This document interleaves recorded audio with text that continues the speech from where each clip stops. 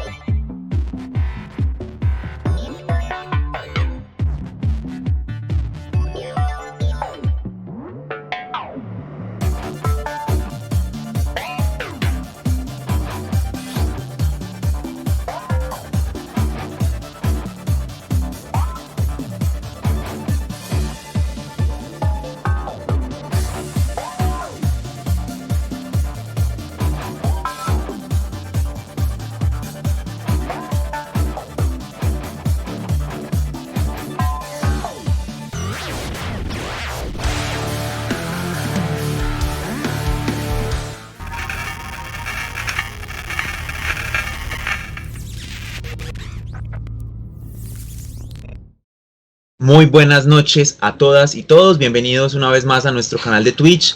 Seguimos en Fantasmagoría 5, la verdad está ahí afuera, este festival que va desde el 11 hasta el 22 de octubre. Estamos viendo muchas películas, teniendo muchas cosas emocionantes, y en el día de hoy, que estamos más tranquilos, hoy es festivo en Colombia, tenemos dos charlas esta noche, dos conversatorios con dos invitados súper especiales de México.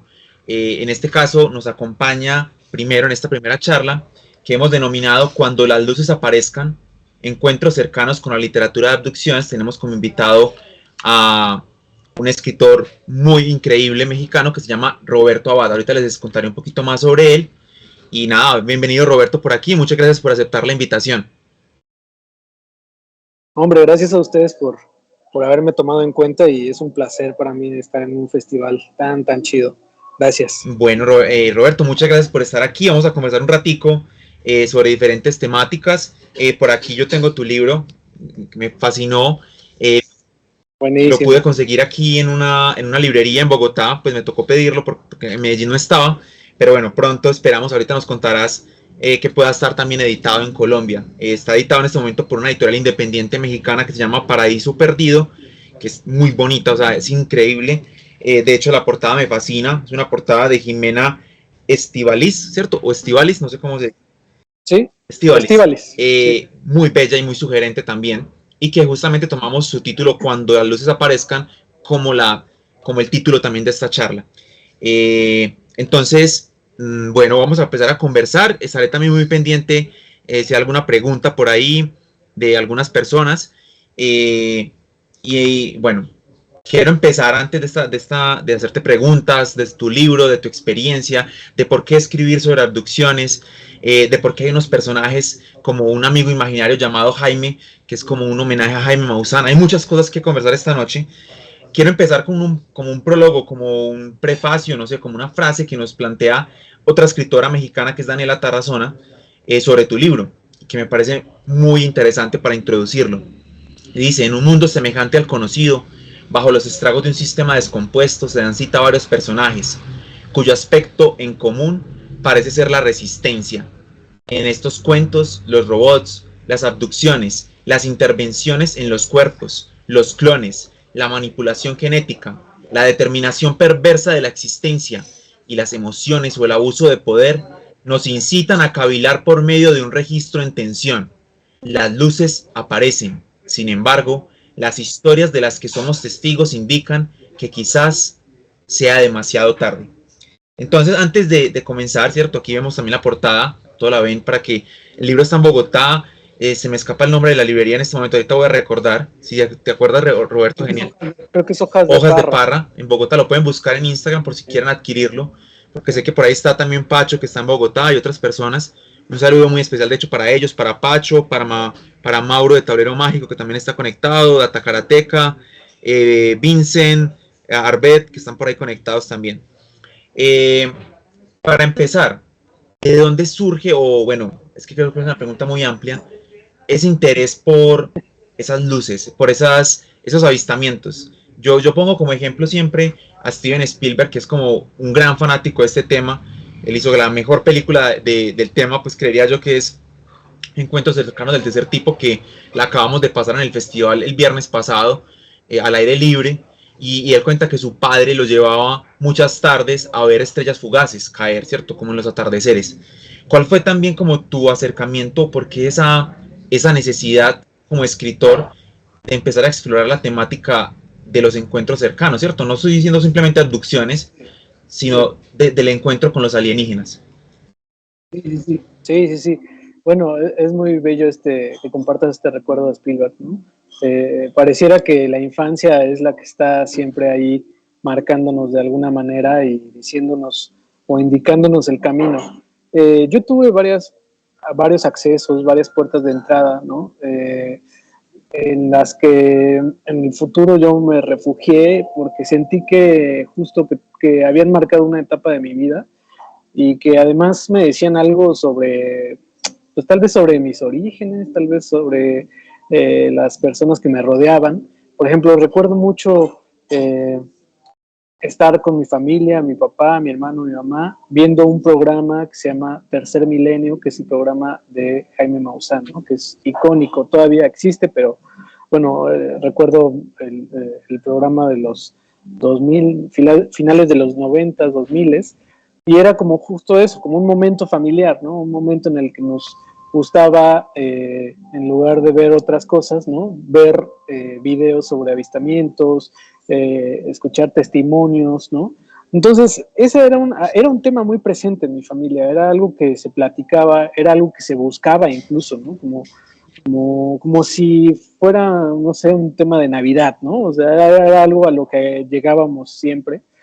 Y pasaban cosas en la calle donde vivía, pasaban cosas muy extrañas, ¿no? Por ejemplo, había un montón de gatos y los gatos se reunían no sé, a tal hora de la noche, pareciera que a conversar, ¿no? Y eso como que nadie se lo explicaba, algunos decían que eran nahuales, no sé si han escuchado allá de los nahuales, que son personas que se convierten en animales. Y bueno, cosas de ese estilo. En algún momento, enfrente de la casa donde yo vivía, había una loma y en algún momento bajaban luces, ¿no? Entonces siempre me quedé como con esa ancla a mi infancia, que era lo sobrenatural, lo extraño, lo que no tiene explicación, ¿no?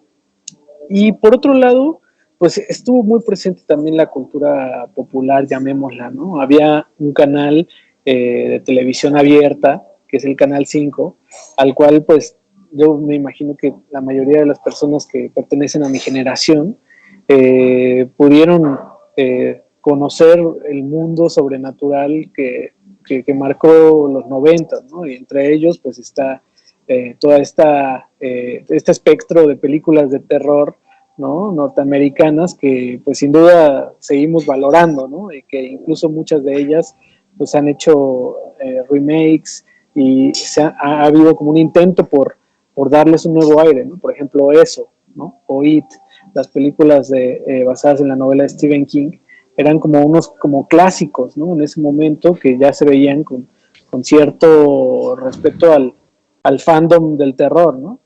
Y para mí esa fue digamos, una educación sentimental, ¿no? Que me marcó mucho y me hizo interesarme, ¿no? Hay otra vía, yo pienso otro origen que tiene que ver más con mi bisabuela, que era una bisabuela totalmente, era una narradora oral nata, ¿no? Ella tenía una habilidad para contar historias que a mí me encantaba y curiosamente sus historias también tenían que ver siempre con lo sobrenatural, con lo extraño. Entonces yo pienso que ella de alguna manera me heredó esta parte de interesarme por lo que no tiene explicación o no tiene una explicación, digamos, lógica en la realidad aceptada. Pero además creo que ella también dejó algo como marcado en mi infancia, que fue busca las historias, ¿no? Busca las historias, indaga qué hay más allá de lo que te contaron. trata de desarrollar tu imaginación. No me lo decía con estas palabras, claro, ¿no? Pero en el fondo creo que ella en su intención de compartir esta palabra tenía también la intención de que disfrutáramos, pues que viéramos la virtud de una historia, ¿no? Yo pienso eso ahora que ya estoy grande y que, bueno, mi bisabuela partió de este mundo ya hace varios años, pero siento que, no me acuerdo qué escritor, creo que Bioy Casares decía, ¿no? Que los escritores vienen o de los libros o de la vida, ¿no? Y yo no tuve una familia lectora, ¿no? Entonces siento que más bien mi abuela fue como una especie de biblioteca que estaba a mi acceso y que siempre me compartió las posibilidades, ¿no? De las historias, las posibilidades de encontrar ese elemento extraño en la vida cotidiana. No, muchas gracias, Roberto. Creo que ahí tiene que ver exactamente que están mencionando las personas también, que la ufología marca parte de la infancia de muchos de nosotros, ¿cierto? Pues en tu caso también era no Totalmente. solamente la ufología con Tercer Milenio, sino también esas historias de tu abuela, lo que está alrededor del folclore, esas historias tradicionales. Y quiero aprovechar que tiene una pregunta por aquí, bueno, también tiene un comentario. Data Karateka dice, el Canal 5 era un obligado, los fines de semana, las maratones de terror que presentaban. Gran Sí. canal, o sea, ahora incluso se llegaron a hacer creepypastas, ¿no? Que son estas historias alternas en torno había como una especie de comerciales en los que buscaban, bueno, no eran comerciales, eran videos para buscar a personas desaparecidas, pero siempre mostraban caricaturas, ¿no? Basadas en las facciones de estas personas, no mostraban fotografías como tal, incluso no había de muchas personas fotografías, y algunos de estos retratos eran realmente tétricos, ¿no? Entonces, con el paso del tiempo se formaron creepypastas de lo que sucedía con esas personas, porque eran muy característicos estos avisos. Y bueno, es un canal icónico, pero lo fue mucho más en esa época, en los 90, porque no había concesión, es decir, en teoría era un canal para niños y jóvenes, pero no había pues este cuidado que existe ahora, ¿no? En torno a los contenidos. Simplemente decían, ok, esto es de terror, metámoslo ahí, ¿no? Como que era un patio trasero de la gran televisora que era el monopolio en ese momento, es Televisa, y no le ponían mucha atención. Entonces, realmente podíamos ver, no sé, Freddy Krueger, películas icónicas del terror, te digo, sin ninguna concesión, ¿no? Claro que los papás a veces lo prohibían, pero eso lo hacía más emocionante, ¿no? El revelarte a esa imposición. Y también por aquí tenían otra, pues una pregunta, si en México vieron alguna vez Punto de Encuentro con lo desconocido o conocieron al profesor Jiménez del Oso. No sé si de pronto lo tengas también por ahí referenciado. Fíjate que no tengo presente esa referencia, pero suena interesante y una de las cosas que me ha gustado, digamos, a partir de la publicación de este libro, que ya tiene más o menos 3 años y medio, algo así, es encontrarme con todos estos hilos conductores que me llevan pues, a ufólogos comprometidos y también digamos, a una cultura vasta sobre el tema extraterrestre, ¿no? Entonces lo voy a apuntar, porque me interesa mucho. Gracias. Bueno, por acá ahora sí voy a presentarte pues bien, esa es la primera pregunta para entrar en materia. Roberto Abad es escritor y músico mexicano, egresado de licenciatura en Ciencias de la Educación de la Universidad Autónoma del Estado de Morelos, y ha publicado en diversas antologías, medios nacionales e internacionales. Varios de sus microrelatos fueron traducidos al francés y al portugués. En 2018 ganó el 11º Premio Nacional de Narrativa Ramón López Velarde. En 2019 fue becario de la Fundación para las Letras Mexicanas y en el área de narrativa, y coordinó el proyecto breve Manual del Libro Fantástico. Y creo que este año te acabas de ganar el Fonca, si no estoy mal, ¿cierto? Sí. Era mi último año para ganarlo y la pegamos. Genial, felicitaciones también, pues aquí te enviamos y Gracias. muy ansiosos por esa obra que se viene también tuya, porque creo que me gustó pues particularmente mucho el libro, entonces esperamos que se vengan cosas muy, muy interesantes también para tu vida literaria de historias. Bueno, por acá te dicen también, Pacho dice, personalmente para mí el doctor Jiménez del Oso fue una gran influencia de temas paranormales y en el gusto por crear historias alrededor de ellos. Entonces ahí tenemos un nuevo también para que lo tengamos en cuenta. Bueno, y también te envían muchas felicitaciones, por aquí están comentando, por tu premio del Fonca, y ojalá que, pues, que tengamos tu libro por acá muy pronto también en tierras colombianas. Gracias. Ya que te conocemos más, lo podamos tener por acá. Bueno, el libro que nos presenta Roberto, que es muy chévere, está dividido en dos partes. Primera parte es denominado Formas de Abducción, la segunda parte es Después del Contacto. Entonces esto es muy curioso. Y son 3 cuentos en cada parte. Entonces vamos a estar ahorita como conversando un poquito sobre esas historias también, sin hacerle mucho spoiler para que ustedes lo puedan comprar, sino entendiendo más esas historias también alrededor de las abducciones. Entonces está ahí, ¿cierto? La primera parte es Formas de Abducción y vamos a encontrar, leo textualmente, en cómo se ha presentado el libro, nos encontramos con un joven que, guiado por el señor Maussan, sospecha que lo que ha sufrido su padre no es un derrame cerebral. Un hombre que se ve a sí mismo como una pintura que ha comprado como ofrenda de paz para su esposa. Y finalmente el tercer cuento habla sobre un interrogatorio a un médico que poco a poco recuerda un pueblo misterioso y a sus habitantes. Hay muchas cosas de este libro, ¿cierto? Sobre todo también, aquí lo tengo anotado también más abajo, es los 2 epígrafes que abren cada parte, que son muy curiosos porque son 2 epígrafes de abducciones también. Bueno, el primero más, el segundo es de expedientes secretos. Entonces, empecemos a hablar un poquitico, lo que nos quieras contar, pues también obviamente, sobre esa construcción de historia de familia, ¿cierto? No vamos a dar el spoiler que nos cuenta. Ella está más o menos, que es un padre que tiene como un derrame cerebral, pero esta historia tiene una cosa muy particular, que es un amigo imaginario que se llama Jaime Maussan. Esta historia que pues la construyes como ese niño que veía a Jaime Maussan en Tercer Milenio y como lo quiso poner como una figura popular ahí en su historia. Cómo fue como parte de esta construcción de este relato y que de hecho me parece muy interesante porque juega en que no sabemos si realmente es una abducción o es realmente que el niño está queriendo darle un sentido a una enfermedad de su padre. Entonces, ¿qué nos podrías como contar un poquito, sin hacer mucho spoiler, pues también obviamente, de esta construcción de este cuento que es una real abducción, ¿cierto? Que es un secuestro extraterrestre, llamémoslo así, al menos para el niño que la está narrando. Sí, bueno, había 2 intenciones muy específicas y claras que tuve al inicio de la escritura de ese cuento. Una era que quería que Maussan fuera retratado un poco de manera seria, porque la forma en la que ha sido, digamos, representado tanto en la cultura popular, en el cine, en la televisión, muy poco en la literatura, era de manera, pues no sé, irónica, bufonesca, ¿no? Porque se convirtió, al menos aquí en México, hasta hace unos años, pues era más bien un referente como del mundo del espectáculo, no era tomado como un periodista serio, ¿no? A pesar de que tiene un premio de periodismo nacional y a pesar de que sus inicios sí tuvieron como bases más sólidas, ¿no?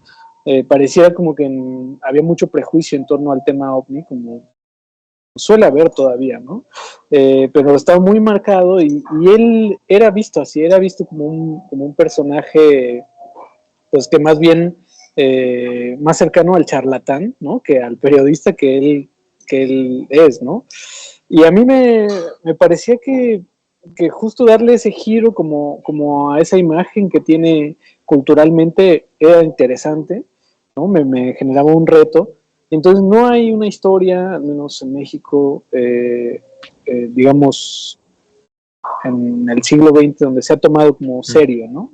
Entonces esa fue una de mis primeras apuestas, ¿no? Que el personaje fuera importante para el protagonista, ¿no? Que fueran, digamos, parte de que tuvieran una relación que definiera la trama, ¿no?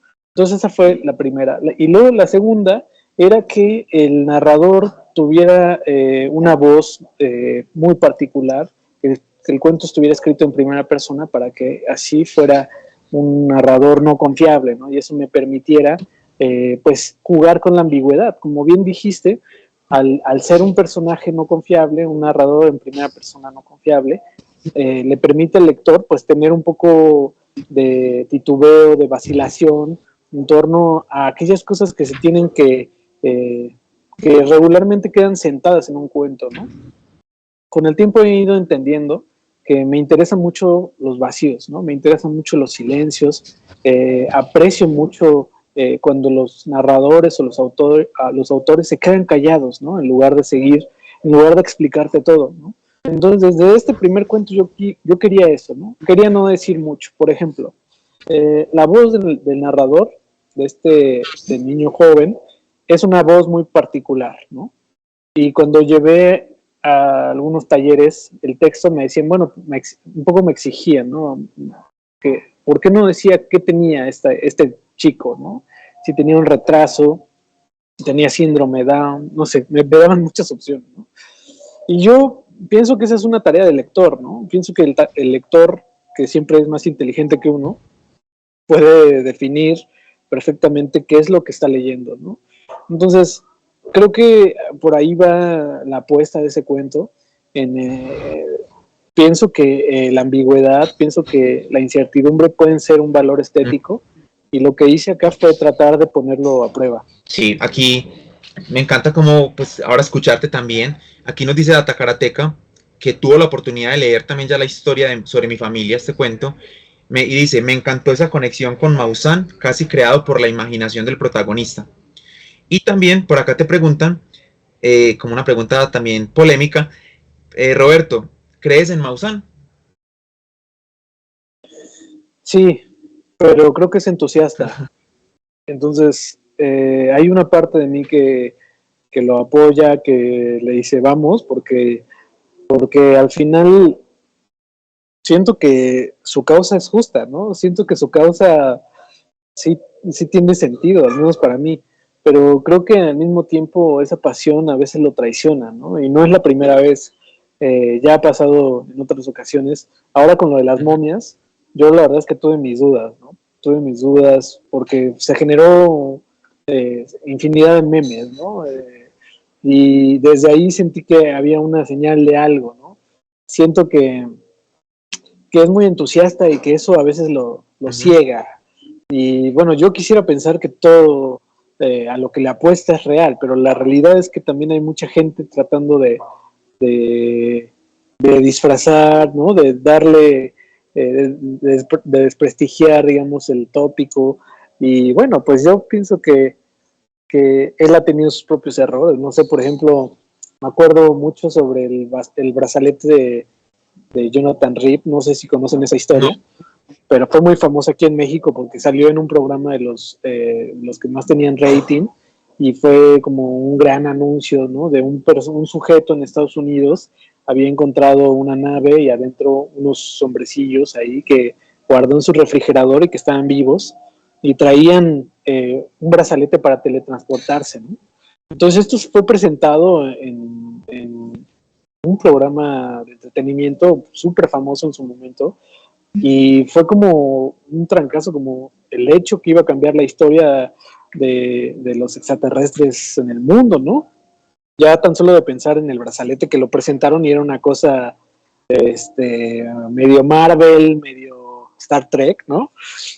Y entonces hicieron un evento para probar ese brazalete, ¿no? De teletransportación. Y cuando se acercaba el evento, el tipo que supuestamente había tenido este encuentro, pues desapareció, ¿no? Así desde la nada, y pues más bien adelante se supo que todo era un fraude, ¿no? Pero eso le costó muchísimo, ¿no? A su reputación como investigador. Pero como sea, pues hay, digamos que yo trato de mantener fiel ese apoyo, y creo que sí creo en él, ¿no? I want to believe, ¿cierto? Como yo quiero creer.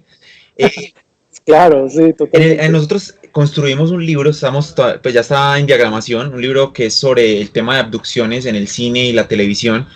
Y en uno de los capítulos, creo que está en el capítulo, no me acuerdo en este momento qué capítulo está, pero hicimos el análisis de cómo es el arquetipo de la abducción.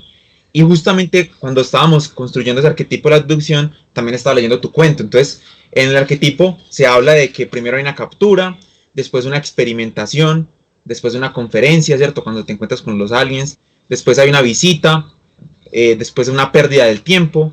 Finalmente, después de esto, llega la teofanía, el retorno, y finalmente unas secuelas, ¿cierto? Eso es como en resumidas cuentas lo que pasa. Y en el cuento también nos encontramos como unos microcapítulos, si lo podemos llamar así, que nos vas explicando qué va pasando con este supuesto abducido, ¿cierto? Primero, comer, ¿cierto? ¿Qué pasa cuando empieza a dejar de comer? ¿Qué pasa cuando empieza a dejar de hablar o qué empieza a pasar con su voz? ¿Qué pasa con la conversación? ¿Qué pasa con los retratos que empieza a hacer? Me pareció muy interesante porque parece como si fuese toda la construcción arquetípica de un abducido. La madrugada, el miedo, las habitaciones, el descuido, la llamada. ¿Cómo vas como contándonos cada uno de esos puntos como un micro capítulo dentro de ese relato? Pues, me pareció muy interesante también eso. Sí. Sí, pues yo pensaba justo en la mente de este personaje que es, como les digo, me gusta llamarlo como una sensibilidad especial, ¿no? Como que el personaje aprecia otro tipo de mensajes, ¿no? Que están alrededor, no necesariamente sobrenaturales, pero él ve cosas, ¿no? Él hace cosas que otras personas no. Por ejemplo, toma el tiempo de manera exacta de ciertos momentos, ¿no? Hacen falta 5 minutos con 38 segundos, y, ¿no? Ese tipo de cosas obsesivas, ¿no? Entonces yo lo que trataba era un poco que el cuento tuviera esa misma estructura, ¿no? Una estructura fragmentada, una estructura que me hablara de cómo pensaba el personaje, que me pudiera mostrar también como su psicología, ¿no? A partir de estos episodios. Entonces a mí como que me llevó a un poco a tener que cuidar muy bien dónde ponía esos silencios, porque para mí el relato está hecho de eso, ¿no? De los silencios, y son justo los silencios los que dicen para mí más cosas, ¿no? Por ejemplo, en el capítulo que se llama Miedo, bueno, en el fragmento que se llama Miedo, el personaje se sale un poquito del tema de la abducción y le empieza a preguntar a su mamá si no le tiene miedo, si está bien que él le tenga miedo a su padre, ¿no? Y empieza a contar la historia de unos lobos que se comen a sus hijos, ¿no? Y que, bueno, pues que los matan, los devoran, ¿no? Y entonces la mamá le dice, no tengas miedo, pues es tu papá, ¿no? Y entonces él dice, bueno, lo que quería preguntar también es si conocía el tema de las ratas que se comen a sus hijos, ¿no? Que ahí son las madres las que se comen a sus hijos y regularmente se comen a los que son, a los que vienen, digamos, defectuosos, ¿no? O tienen alguna especie de incapacidad, ¿no? Un poco él se está leyendo a sí mismo, ¿no? Y está hablando del contexto familiar, ¿no? No necesariamente dice mi papá era un violento o un personaje ausente, pero lo dice como en sus preguntas, ¿no? Entonces me interesaba mucho que ese silencio estuviera bien puesto, ¿no? Y también justo eso lo cuidé a través de esta fragmentación. Bueno, aquí también el retrato, yo lo sentí que no es tan, aunque sí tienen elementos de abducciones y alienígenas, pero me quiero concentrar más en Amatlán, también un poquito, porque es un cuento que nos habla de un pueblo alejado, hay elementos del bosque, que no pasa nada, me dio tendencias un poco al folk horror también, pero sobre todo sentí una abducción no de índole extraterrestre, sino otra abducción, y que justamente lo conecta con el tema de fantasmagoría este año, ¿cierto? Que es abducciones, y ahí me preguntaba yo, ¿quiénes son los abducidos aquí? ¿Quiénes son los que abducen? Y ahí relacionarlo también como con México, que vivimos casi lo mismo con Colombia, el conflicto armado, ¿cierto? ¿Quiénes son los que abducen a alguien? Sí. ¿Quiénes y por qué los abducen? México y Colombia como dos países que tienen un alto índice de abducciones no alienígenas, sino estatales, Claro. militares, criminales. Entonces quiero que me cuentes un poquito también de esa construcción de Amatlán, que siento que hay una abducción no de índole alienígena, sino de otro tipo de abducción ahí, ¿cierto? Que se conecta además con el conflicto Sí. también. Sí. Bueno, antes quisiera hacer como una acotación que tiene que ver justo con, digamos, con los paradigmas estéticos de la abducción, ¿no?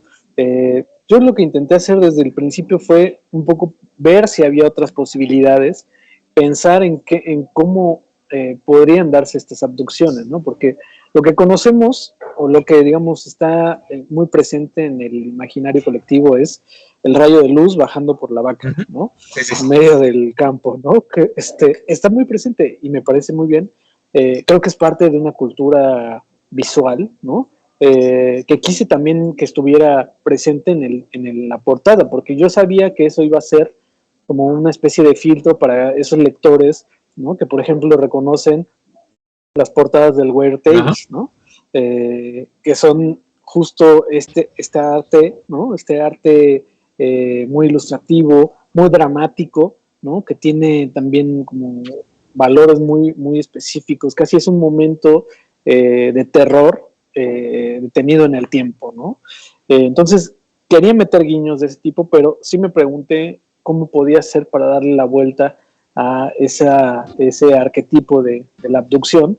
Y bueno, la propuesta que hice fue preguntarme, por ejemplo, si la abducción podría darse a través de la familia, ¿no?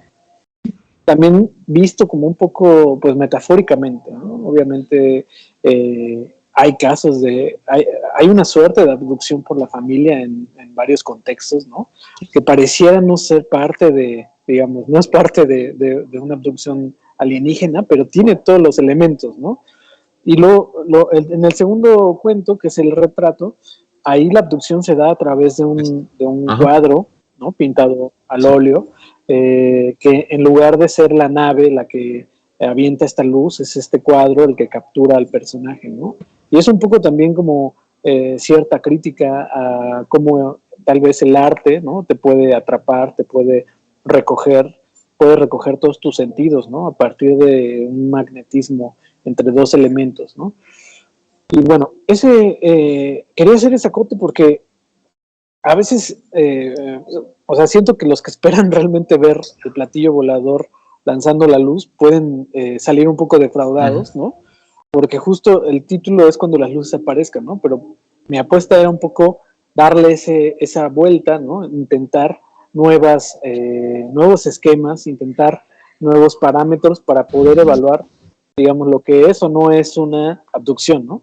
Entonces, bueno, ya llegando al texto de Amatlán, una de las cosas que me pregunté cuando empecé a escribirlo, cuando empecé a escribir el libro, fue también cómo podría aportar, digamos yo, ciertos elementos que, que hicieran, que dialogaran con otras tradiciones, digamos, de lo fantástico, ¿no? Eh, no sé cómo pasa en Colombia, pero al menos aquí en México hay una tradición o hay una serie de escritores que continúan una tradición de homenajes a Lovecraft, a Phil K. Dick, ¿no? De tal manera que pareciera que se hizo una suerte de fórmula, ¿no? Por decirle de alguna manera, que replica como ciertos paisajes, ciertos tópicos, ciertas motivaciones en los personajes que tienen que ver con la obra de estos dos autores, principalmente, ¿no? Tal vez también Bradbury un poco. Y bueno, yo no quise hacer eso, ¿no? No, siento que ya hay demasiados homenajes y que en gran medida estos homenajes están hechos también para los lectores de estos autores, ¿no? De Lovecraft, ¿no? Por ejemplo, que creó pues todo un mundo paralelo en torno a una deidad, ¿no? Extraterrestre que es muy famosa, ¿no? Y que incluso pues tiene fans muy aguerridos. Entonces yo no me interesaba hacer más homenajes, que es algo que también un poco me han reclamado, ¿no? Como, ¿por qué no pasas por ahí, no? ¿Por qué no pasaste por ahí, no? Si es lo que tiene que hacer un escritor de ciencia ficción, ¿no? ¿Cómo se te ocurre no haber pasado por ahí, no? No haber lanzado guiños a Lovecraft o a Phil K. Dick, que son los grandes, ¿no? Los grandes catedrales, ¿no? Bueno, mi respuesta fue un poco, habla de lo que está cerca, ¿no? Y habla también de lo que es considerado, digamos, no sé si llamarlo no digno para la literatura, que me parece una tontería, ¿no? Pero hay gente que así lo considera, ¿no? Porque todo es digno de ser escrito y de ser literatura. Pero entonces, bueno, acudí a estos elementos que están en la cultura popular y que me interesan mucho. Uno de ellos es Maussan, y el otro de ellos es Amatlán. Amatlán es un pueblo que existe.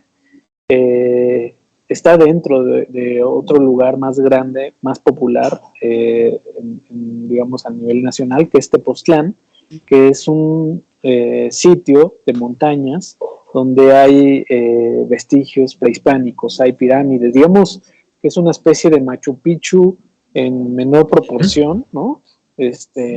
Pero un poco con esa misma estructura, ¿no? Hay una pirámide arriba de una montaña y alrededor, y está muy presente, pues, como en este tipo de pueblos, ¿no? O este tipo de regiones, está muy presente el tema ovni, ¿no? Hay una serie de leyendas urbanas de que en esas montañas los ovnis habitan desde hace mucho tiempo, y en específico en Amatlán, de que es como una base ovni, ¿no? Hay algunos videos que supuestamente han podido registrarlo. Y bueno, yo lo que pensé es, está eso y tiene ya, digamos, una carga cultural importante en México, ¿no? Entonces lo que quiero es aprovecharlo, porque ya, digamos, el camino ya está recorrido, al menos por cierta comunidad mexicana.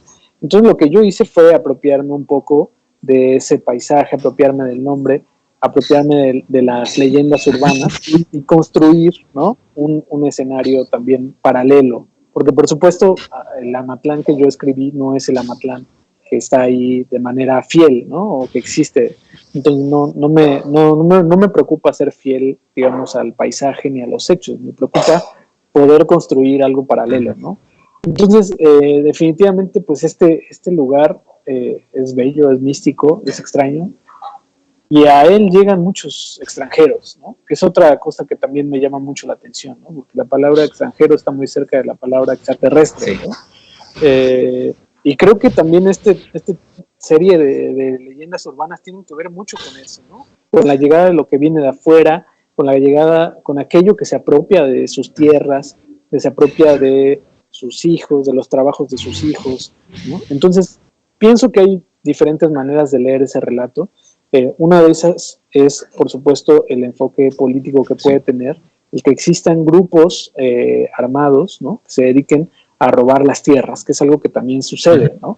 Entonces, a mí me parecía interesante como, digamos, como reto de ficción, tratar de unir esos dos mundos, el mundo de lo onírico, de lo que sucede digamos, en la realidad del personaje principal, que es un doctor, y el mundo de la realidad que tiene que ver con la realidad geográfica, ¿no? Del espacio. Entonces, me parece que era un buen pretexto para entrelazar esas dos motivaciones y encima hablar de un bosque que representa como una suerte de ser, ¿no? Que abduce a su modo a ciertas personas, ¿no? Que abducir también, lo que yo digo es, no siempre es irte volando por la luz, ¿no? A lo mejor es quedarte atrapado en medio de un bosque que representa algo que viene de afuera, ¿no? Entonces, creo que por ahí van mis ideas, ¿no? Sobre ese cuento. Muchas gracias, Roberto. Vamos a seguir también aquí un poquito, que es la segunda parte, porque también quiero que hablemos de recomendados, de tus referentes también. La segunda parte la conocemos como después del contacto. Entonces miren que ahí está también el arquetipo de la abducción, ¿cierto? Como formas de abducción y finalmente después del contacto, ¿qué pasa? ¿Cierto? Después de ser contactado. Y nos muestra amores interestelares, los enconos que estos despiertan, una voz paranoide que surge tras un experimento de inseminación y la humanidad que se transforma en una ecuación, en una teoría de conjuntos. Esos tres cuentos sí, o sea, son muy extraterrestres, son muy alienígenas. De hecho, me parece fascinante Los Visitantes. Búsquenlo por favor. Yo no sé si está, no creo que esté en internet publicado, pero o compren, ese no está, creo. Vale mucho la pena, porque me dio bastante terror, porque tiene dos cosas que son, para no hacer mucho spoiler, pues el elemento alienígena, una invasión extraterrestre y el elemento sobre el miedo a la vejez, que de hecho en Fantasmagoría este año tenemos una película que tiene esos dos elementos, que es Viejos, de Fernando Cerezo, de Raúl Cerezo y Fernando González, creo que se llama, y que tiene justamente algo como de Los Visitantes, creo que me pareció interesante. Y lo mismo con Hijo, que nos cuenta la historia, porque también me siento muy alienígena, ese chico, un poco nos recuerda al bebé Rosemary, hablándole a esta madre, Totalmente. pero lo siento como un feto alienígena, algo así. Y finalmente el experimento, ese último experimento es como también un homenaje, lo siento yo, a los clones, a Blade Runner, a un futuro de la humanidad un completamente diferente y cómo podrían experimentar con nosotros, ¿cierto? Cómo seríamos como esos conejillos de indias. Eh, ¿Qué nos quieres contar de esa segunda parte, de esos tres cuentos, en donde ya te alejas tanto del secuestro, de la abducción como tal, del rapto, que es como un miedo muy latente y que fue el que exploramos este año en Fantasmagoría, y te metes es directamente con el contacto extraterrestre, o sea, con cómo sería ese primer contacto, cómo sería la vida cotidiana con ellos? Aquí ya no hay ese miedo al Sí, secuestro ni al rapto, sino el miedo a enfrentarlos, a que sean parte de nuestra vida. sí, también hay una serie de arquetipos muy fáciles de reconocer que me interesaba, digamos, verlos de frente, porque también yo lo que hago es jugar con los tópicos, ¿no? O sea, justo Amatlán es Bosque Encantado, por ejemplo, ¿no? No sé, el retrato es un poco el doble, ¿no? Y también el último experimento es también jugar con el tema del doble, ¿no? Siento que me interesa esa conexión con mis cuentos y, digamos, la tradición fantástica, que al final se siguen hablando de estos mismos tópicos, ¿no? Pero bueno, un poco la estructura tiene que ver con el hecho de que yo quería que el libro en sí mismo contara una historia desde el principio a partir de estas subsecciones, ¿no? Ya desde el título hay algo que avanza, ¿no? Hay algo que ya se dice que es las luces ya están por llegar o ya llegaron, algo va a suceder, ¿no? Y entonces los subtítulos de las secciones son muy ilustrativos en ese sentido, ¿no? Son muy obvios y quería que fueran así, ¿no? Porque quería que los lectores tuvieran ya algo desde un inicio, tuvieran ya una referencia a por dónde se van a estar moviendo, ¿no? Cuáles son las coordenadas, ¿no? Entonces, en la segunda sección, pues evidentemente trata sobre el contacto y hay cosas que a mí me interesan mucho, ¿no? Más allá de esta imagen maligna de los extraterrestres, que usualmente se suele utilizar, ¿no? Como para historias, pues sí, de terror o de terror ciencia ficción, Sí. ¿no? Yo quería buscar otros matices, ¿no? Y en lugar de la invasión, digamos, más conocida, del tipo el Día de la Independencia, qué sé yo, darle otro matiz. Por ejemplo, ¿qué pasa si los extraterrestres en realidad vienen huyendo y ahora se vuelven migrantes, ¿no? Interplanetarios, una cosa así? ¿Qué pasa cuando una sociedad como la de nosotros empieza a encontrar que los extraterrestres son más bellos, ¿no? Y son mejores trabajadores, son mejores habitantes de este planeta que Sí. nosotros, ¿no? Como que esas preguntas a mí me interesaban mucho en términos narrativos, ¿no? Encontrarles un argumento, encontrarles un eje dramático. Y ese es el tema con los visitantes un poco, ¿no? Yo siento que en algún momento, cuando exista este primer encuentro, que quiero vivirlo, por supuesto, ¿no? Quiero estar vivo para presenciarlo.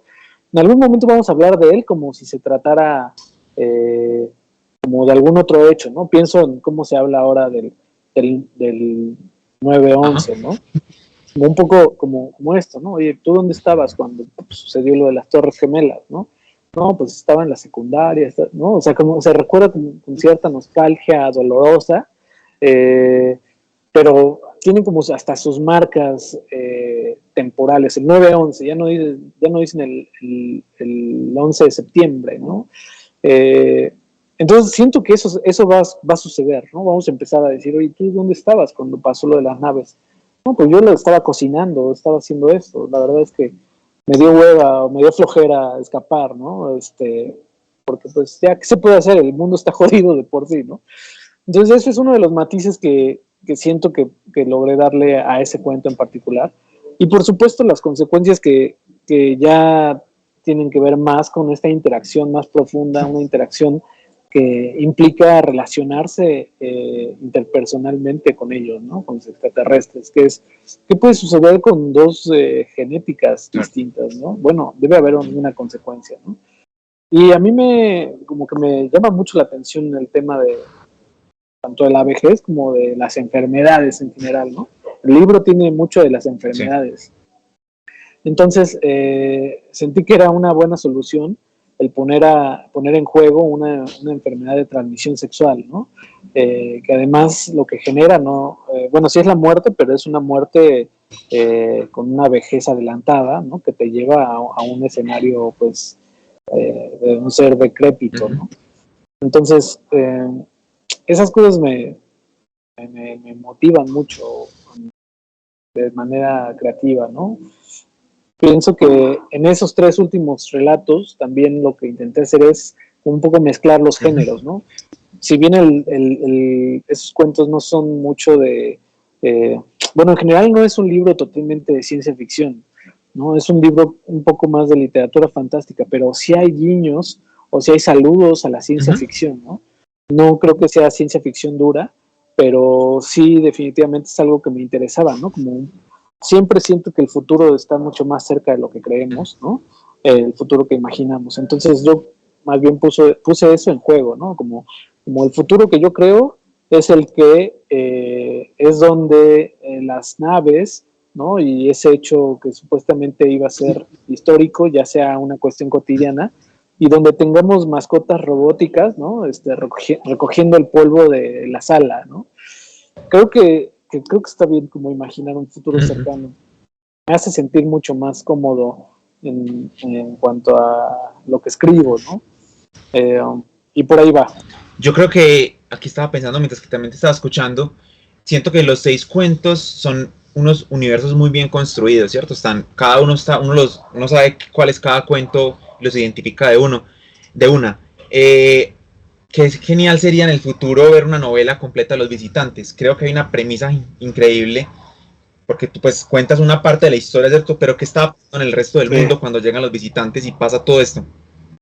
Creo que sería, pues a mí me encantaría leer una novela. Fíjate que me lo han dicho, ¿eh? Sí.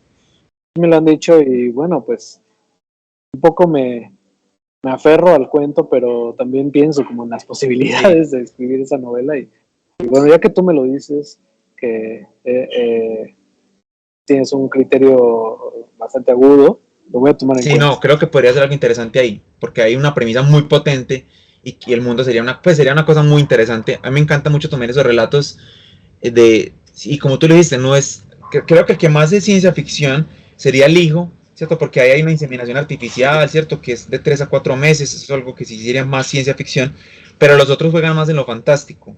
Entonces creo que sería una gran novela. Pues no sé, ahí te dejo la duda para que tú vayas pensando. Vas a dejar pensando. Para ver qué tal, pero creo que es muy potente pues como cada uno de los cuentos. Y para cerrar como esto de los cuentos y pasar como otras cositas también que quería preguntarte, ¿por qué ese deseo? Y que ahorita yo creo que me la respondiste ya, porque tú también te gustan los silencios, porque he visto que dejas los cuentos abiertos, ¿cierto? Tú dejas el cuento abierto para que también el lector le dé un final. Uno queda como, ¡oh! ¿Qué pasó? O sea, como, yo quiero saber más. Eso es a propósito, es ese silencio que tú quieres guardar para dejárselo al lector. Sí, es una apuesta, digamos. Yo siento que está bien poner algo en juego, ¿no? Digamos, en términos de literatura, pues, ¿no? Hay varios decálogos, hay un canon latinoamericano, digamos, que nos ha mostrado un cuento, un tipo de cuento, ¿no? Y cada tanto pienso en eso, cada tanto pienso en cómo hemos crecido y cómo nos hemos formado a partir de que el cuento debe ser de cierta manera, y si no es así, no es un cuento, o no es literatura, digamos, no es literatura, ¿no? Creo que ese es un error, la manera en cómo hemos hecho un paradigma en torno al género, porque nos ha cerrado la posibilidad de leer a otros autores y otras autoras que tienen una apuesta totalmente pues ajena al canon, ¿no? Hablemos del canon latinoamericano, pero también lo que pasa en otros países es que otros países jugaron un poco más con el concepto, ¿no? Y entonces siento, por ejemplo, que en Estados Unidos existe más apertura a este tipo de finales o más apertura a los silencios, ¿no? Y creo que está ya inmerso en su literatura en general, ¿no? No solamente en el cuento, sino también en la novela. Y creo que en México más bien se construyó una idea de la brevedad que quiere emular el círculo, ¿no? Justo te hablan de un círculo cuando hablan de un cuento, ¿no? El cuento debe ser redondo, dicen, ¿no? O el cuento no debe faltarle nada. El cuento debe ser conciso, no debe tener cosas de más, ¿no? Y yo pienso, bueno, creo que el género tiene muchas cosas que decir aún. Creo que el género no se ha agotado y es justamente porque tenemos esos nos ahí de fondo, ¿no? Y esos nos han hecho que no experimentemos esas otras formas de género, ¿no? Entonces yo pienso que en lugar de que al relato no le falte nada, que le falte algo para estar completo, ¿no? Pienso que al relato justo debe quedar una puerta abierta que nos permita reconocer esa ausencia, reconocer ese vacío, y entonces el lector sabrá afrontarlo, ¿no? Creo que está bien afrontar esos vacíos, creo que está bien no dar toda la información, y me parece mucho mejor que en lugar de cerrar una puerta se abra otra, ¿no? Es una apuesta, ¿no? Habrá gente que diga, este tipo no sabe terminar las historias, ¿no? Y habrá otros que piensen en la historia, ¿no? Y eso, vaya, eso es un poco mi poética de lector, ¿no? Me gustan esos cuentos en los que uno al final puede continuar la historia, puede seguir habitando ese mundo, ya sin la necesidad del objeto, ¿no? Que es el libro. Creo que me formé como lector buscando ese tipo de finales, ese tipo de estructuras, y cuando pude llevarlo a la página, no lo dudé, como que lo sentí muy natural, lo sentí parte de mi, como no sé si llamarlo naturaleza, ¿no?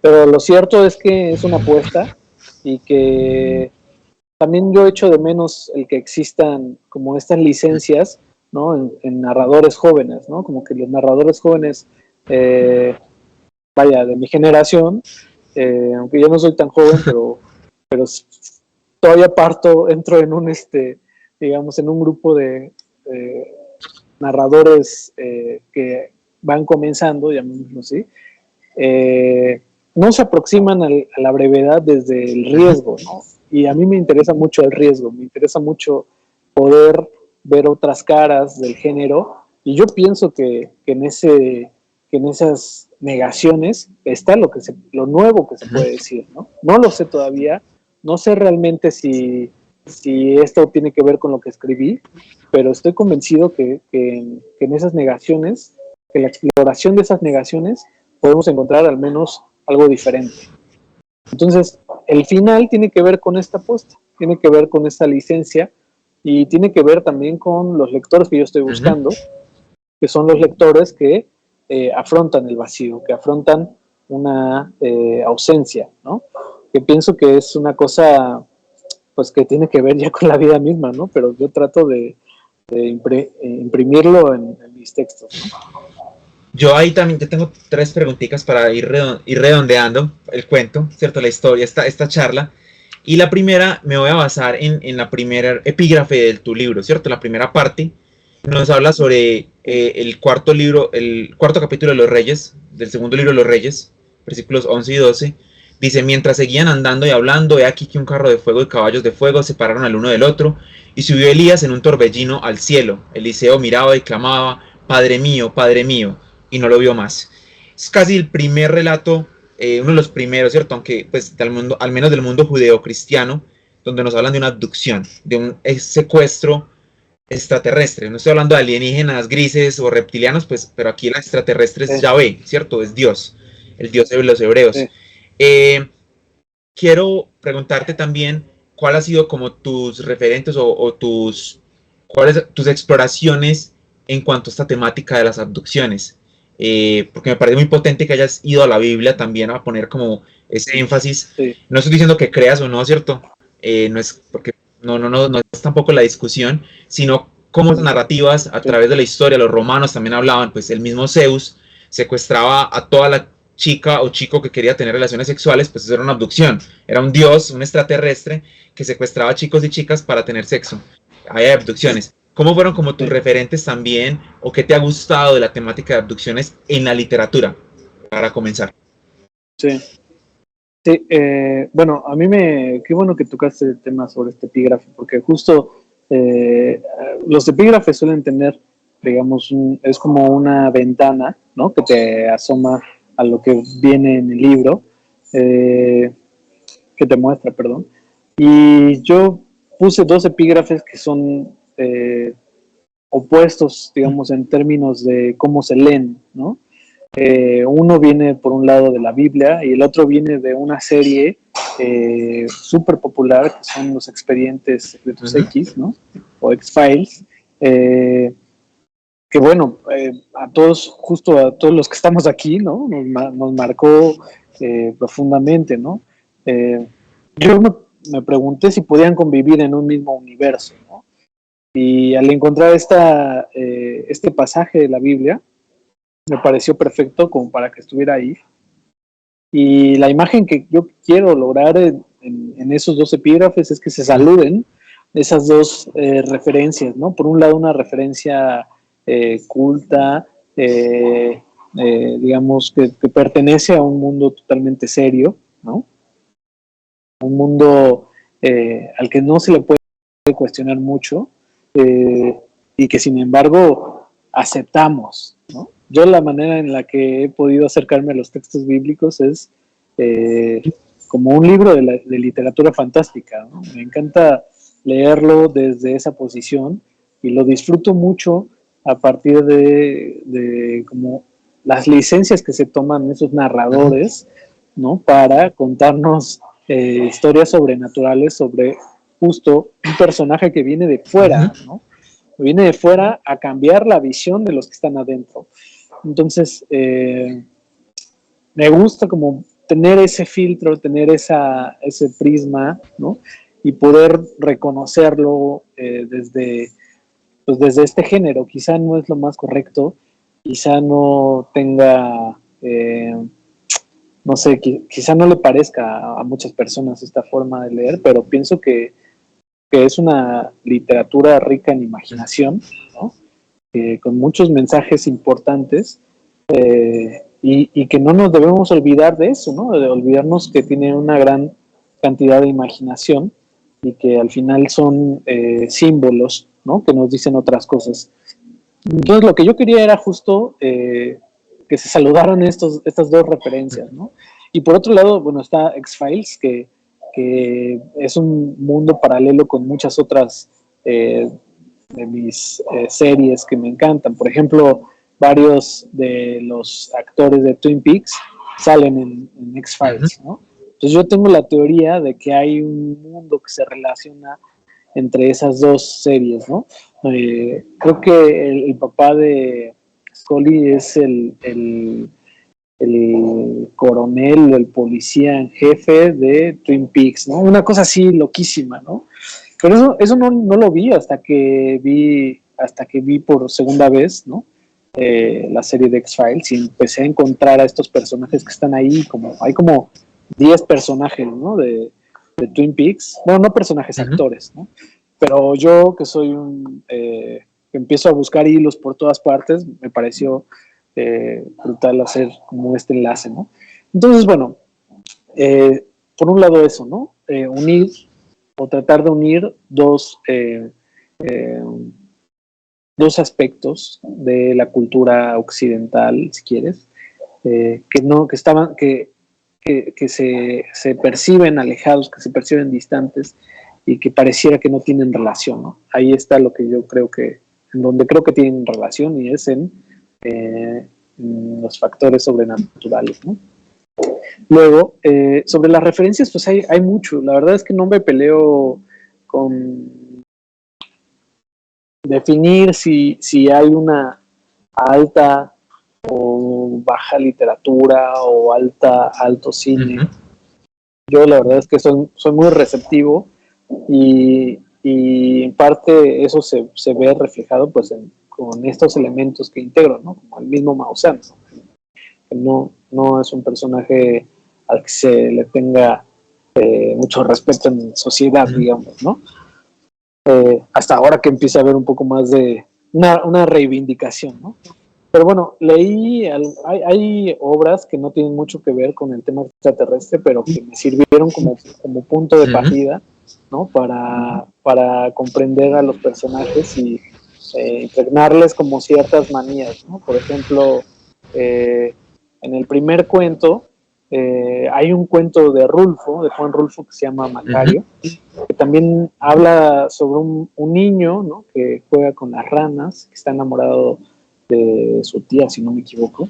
Pero es un niño que también tiene una voz muy particular, ¿no? Hay como una conciencia que está, que es muy lúcida, pero para ciertos aspectos que él reconoce, ¿no? Entonces, a mí me llamó la atención cómo Rulfo ponía como toda una psicología del personaje a través de las palabras que escogía para que este personaje retratara su mundo, ¿no? Un poco eso me llevó a pensar como en la voz de este personaje. Claro que hay otros libros, como específicamente de ciencia ficción, o cuentos, llamémoslo, en los que yo me vuelvo cada tanto, ¿no? Por ejemplo, específicamente en ciencia ficción latinoamericana, me gusta mucho Adolfo Bioy Casares, ¿no? Creo que es uno de los grandes escritores de ciencia ficción latinoamericana, no reconocido así, porque estuvo muy cerca de un grupo más bien, el que más bien no le interesaban como esas Ujú. etiquetas, ¿no? Pero todo ese grupo que conocemos es que hicieron literatura fantástica, ¿no? Y al menos Adolfo Bioy Casares fue el que experimentó un poco más con la ciencia ficción. Entonces, por ejemplo, La invención de Morel es uno de los libros que tengo así de cabecera y que está narrado, es una novela narrada por fragmentos, ¿no? Ahí yo como que un poco me interesó como esa apuesta narrativa para llevarlo a un cuento como El último experimento, ¿no? Que son episodios, ¿no? De un personaje, que estamos siguiendo un solo personaje, que también me han dicho que bien podría ser una Ujú. novela, ¿no? La invención de Morel me gusta mucho, siempre, y los cuentos de Bioy Casares también me parecen muy buenos, de una factura pues de primer nivel muy distinta a la de Borges, ¿no? Usualmente se le vincula a Borges porque tenían temas similares, ¿no? Inquietudes similares, pero Bioy Casares construyó un mundo aparte, ¿no? Que, que, que, que, no le hace sombra a la figura de Borges, ¿no? Sino que más bien se mantiene a un nivel eh, pues de tú a tú, ¿no? No veo que uno sea mayor que otro, sino más bien los veo dialogando con ciertas temáticas que les interesaban. Eh, Fíjate que me ayudó mucho leer también a Ted Chiang. Ted Chiang, este escritor, autor de la historia de tu vida, me parece que se llama este cuento en el que se basaron para hacer, eh, recuérdame, la película. Ay, Revival, no, ¿cómo se llama? Sí. Arrival, Arrival. Arrival. Sí, sí. Eh, la llegada le Ajá. pusieron acá en México. Eh, Creo que él me empujó un poco a escribir estos cuentos porque yo en algún momento pues me pregunté qué más se podía decir. Como tú bien sabes, hay toda una literatura, es súper vasta, Ujú. ¿no? E intimida, bueno, al menos a mí me intimidó entrar a este tema porque todos hemos leído a Bradbury, hemos leído a Phil K. Dick, hemos leído a estos grandes, ¿no? Eh, y ahora se empiezan a leer a otras grandes como Úrsula K. Le Guin, ¿no? Octavia Butler, eh, narradoras tremendas que también ofrecen como un mundo inquietante en torno a las interacciones con seres de otros planetas.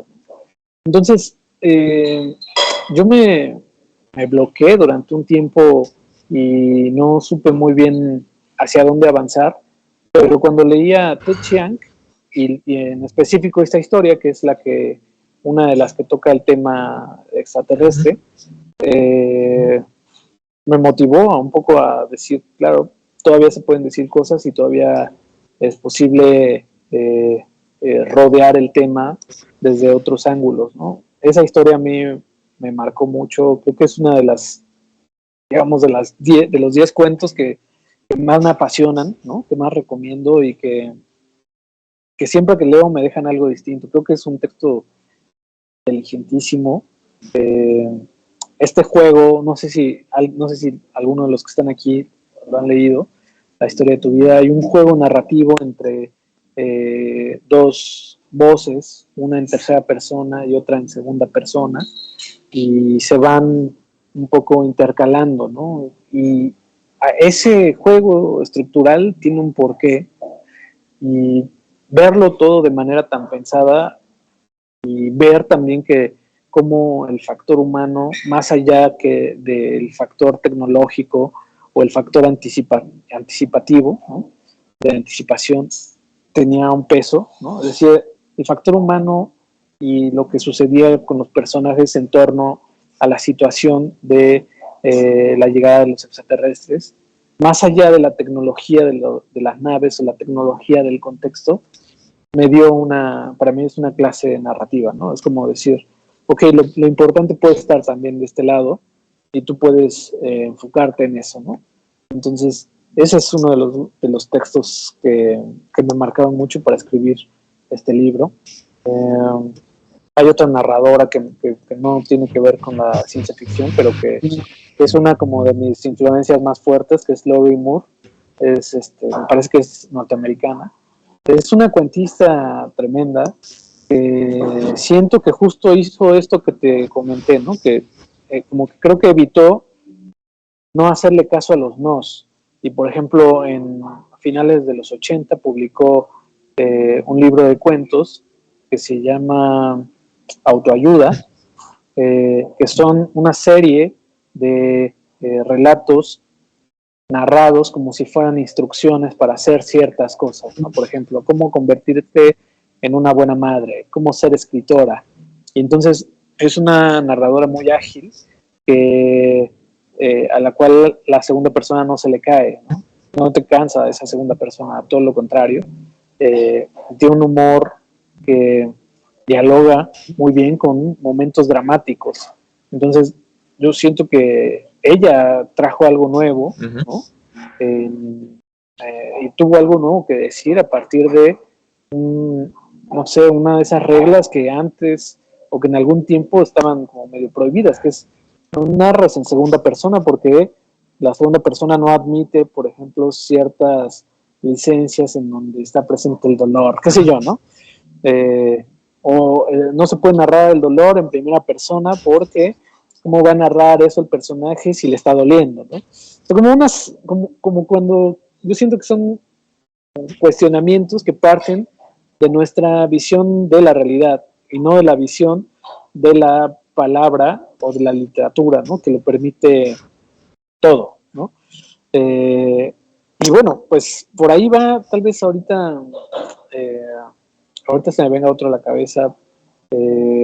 Por supuesto, hay una tradición mexicana que me interesa mucho seguir. Hay cuentos como un poco espaciados. Recuerdo ahora Otro Su de Rodrigo Rey Rosa, ¿no? Un guatemalteco, gran escritor, que habla, ese es uno de mis cuentos que fue una referencia, ¿no? Es una abducción que sucede en un zoológico y le sucede a su hija, ¿no? Y es tremenda como la angustia del padre que pasa ahí. Y luego, por supuesto, están las referencias de cine, ¿no? El bebé de Rosemary para mí fue una locura y siempre creí que la película tenía que acabarse en el momento en que ella como descubre el rostro. descubre el rostro. Entonces, lo que hice fue ponerle el final donde yo quería. Entonces eso, por ahí sí me acuerdo ahora de No, otra. Muchísimas gracias antes, Roberto, por todas las referencias que estaban ahí. Sí, el segundo, ahí sí se puede proyectar ya para ir cerrando también, Vincent, si puedes colocar el último epígrafe, es justamente de X-Files, que este año está cumpliendo los 30 años, que también le hicimos un homenaje y ayer estuvimos entrevistando a William B. Davis, Qué chido. Que fue el fumador. Ayer lo entrevistamos y fue genial también ahí conversar con él. Y el epígrafe dice, hay algo ahí arriba, Mulder. Oh, Scully, he estado diciendo esto durante años. Ahí está como también esa dualidad tan especial que tenía Mulder y Scully del raciocinio y el creer o no en estas cosas. Y aquí nos dice Pacho, dice Twin Peaks tiene contenido ufológico. El mayor Briggs dirige un centro de detección de elementos no identificados y en una de esas exploraciones recibe el mensaje The holes are not what they seem, y dan a entender que muchas manifestaciones ufológicas tienen que ver con el Black Lodge. Entonces sí tenía mucho lo que nos estabas diciendo ahí, esa conexión también con lo ufológico. Y el mayor Briggs es el papá de Scully en X-Files, ¿no?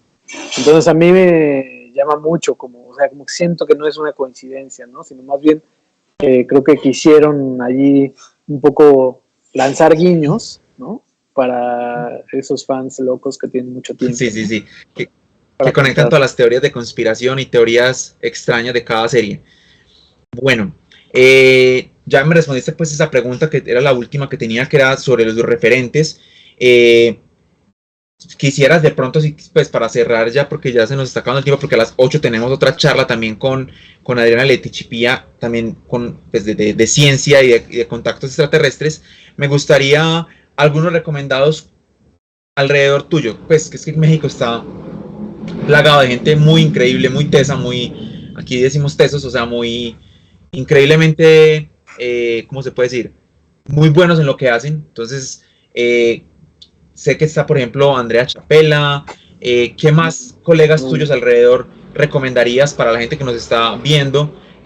No tiene que ser de abducciones, pero sí de ciencia ficción, de género fantástico, de terror. Sí. Algunos recomendados también para que la gente ponga los ojos en esos grandes escritores mexicanos como tú, que están dándole como esa nuevo revivir también, pues no revivir porque México siempre lo ha tenido muy bien, sino como esa nueva ola también de género fantástico en México. ¿A quiénes recomendarías? Sí, bueno, recomiendo por supuesto a Gerardo Horacio Porcayo, que es uno de los escritores pues como míticos. Escribió la primera novela de cyberpunk mexicana, y creo que es un autor muy prolífico, muy disciplinado, también muy fiel a los géneros, ¿no? No solamente escribe ciencia ficción, pero es el género, digamos, en el que más, en el que se siente más cómodo, pienso yo, ¿no? Entonces siento que hace no mucho reeditaron esta novela que les digo, y creo que seguramente va a ser de fácil acceso. Les recomiendo también a Gerardo Lima, que es un amigo muy apreciado. Me parece que gracias a él también me pudo contactar Armando, que es uno de los autores del libro que están editando ahora sobre las abducciones. Entonces Gerardo Lima es un escritor de terror, básicamente, ¿no? Y ha sido también como una voz muy fresca en torno pues a este género, ¿no? Y a cómo es que se leen otras influencias desde fuera, ¿no? Cómo es que se están traduciendo ahora, digamos, las plumas o los autores que ya han, que tienen una traducción personal de estos autores más grandes, ¿no? Como Lovecraft, ¿no? Creo que Gerardo lo hace bien y me parece que les puede gustar mucho. Les recomiendo también a... Déjenme acordar.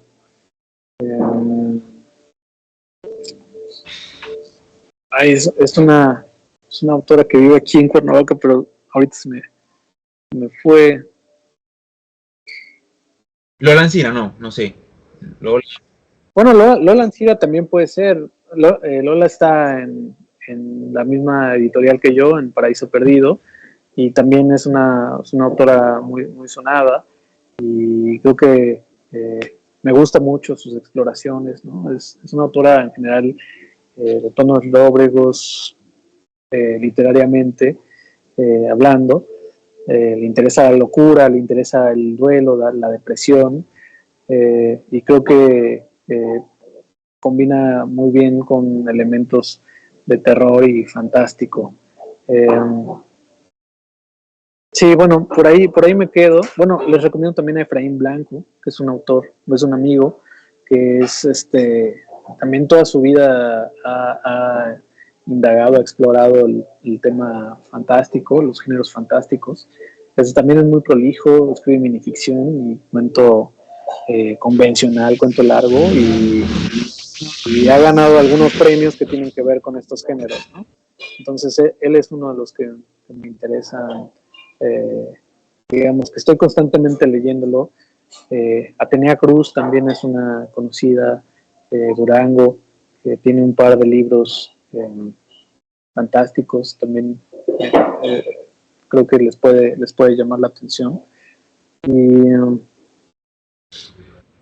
Y por ahí, bueno,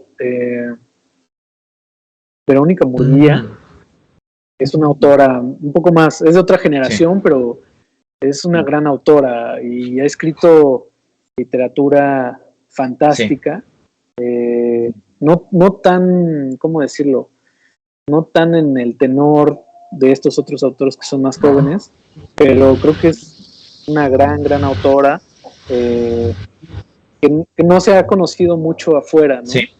Creo que si tienen la oportunidad de ir a su literatura, se van a encontrar con una literatura muy culta, muy estilizada, pero apasionante, y ella todo el tiempo está dialogando con el pasado, con Oriente, con las tradiciones, el desierto. Ella me encanta, ¿no? Ella puede ser una buena recomendación mexicana. Bueno, Roberto, no, te agradezco mucho que ahí diste varios recomendados muy especiales. A todas las personas que nos están escuchando, nos están viendo, nos van a ver después, ya sea en YouTube o lo que queda grabado también en Facebook. Lean este libro que acabamos de conversar con Roberto, Cuando las luces aparezcan. Casi que cada capítulo podríamos denominar lo que sería como una especie de capítulo de X-Files o un capítulo de la dimensión desconocida, si lo podemos...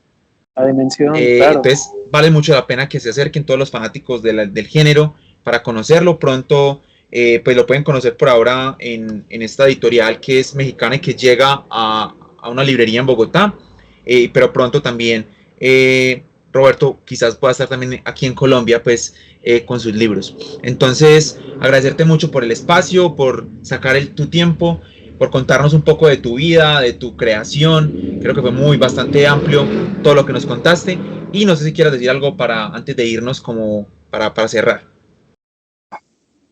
Claro, pues agradecido con el festival. La verdad es que me entusiasma mucho que existan estos festivales. Hacer un festival de esta magnitud es un esfuerzo tremendo, así que pues los felicito, les agradezco mucho que me tomen en cuenta, porque la verdad es que este libro me ha traído muchas alegrías, digamos, sin esperarlo.